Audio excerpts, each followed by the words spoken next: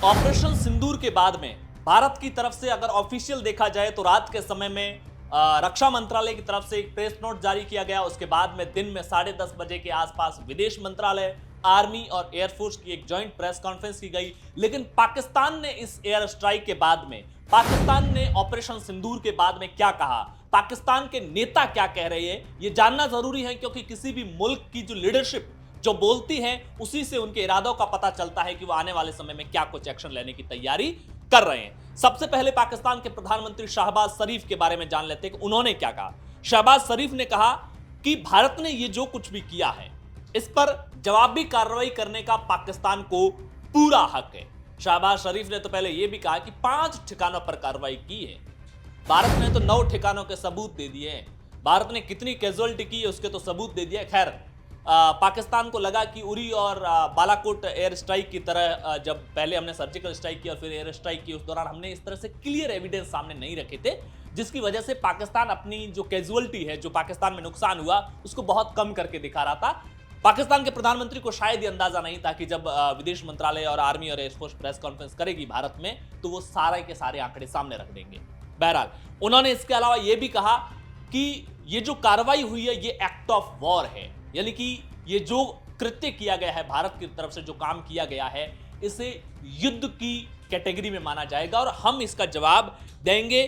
उन्होंने साथ में ये भी कहा है कि हमारी सेना को ये पता है कि किस चीज का जवाब, किस हालातों का मुकाबला कैसे करना है और वो मजबूती से कर रही है। पाकिस्तान के रक्षा मंत्री ख्वाजा आसिफ ने क्या कहा?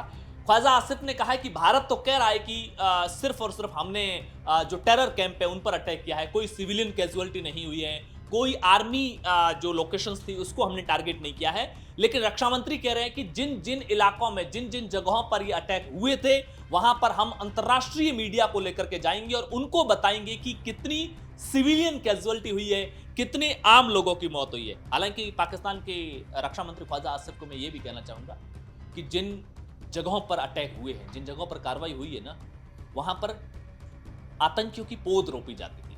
तो पौधे तो हमेशा मासूम ही होते हैं, लेकिन यही आने वाले समय में आतंकी बनने वाले थे जिन पर मिसाइलें गिराई गई है। इसके अलावा उन्होंने क्या कहा?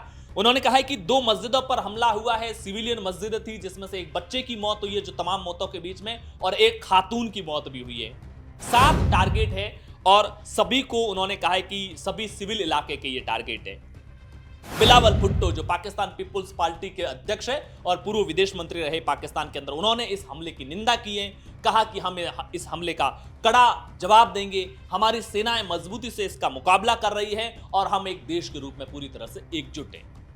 खैर, जो सूचना मंत्री है, जिन्होंने 3-4 दिन पहले रात को 2:30 बजे प्रेस कॉन्फ्रेंस करके कहा था कि अगले 24 घंटे में हमला होने वाला है, उन सूचना मंत्री अत्ताउल्लाह जो तरार है, उनका बयान है कि यह हमला पूरी तरीके से अनुचित है, बिना सोचे समझे ये हमला किया गया है और हम निश्चित रूप से इस हमले का जवाब देंगे और प्रतिक्रिया कड़ी दी जाएगी। यानी कि जो भी भारत ने किया है हम भी इसका कोई न कोई बड़ा एक्शन वापस लेंगे।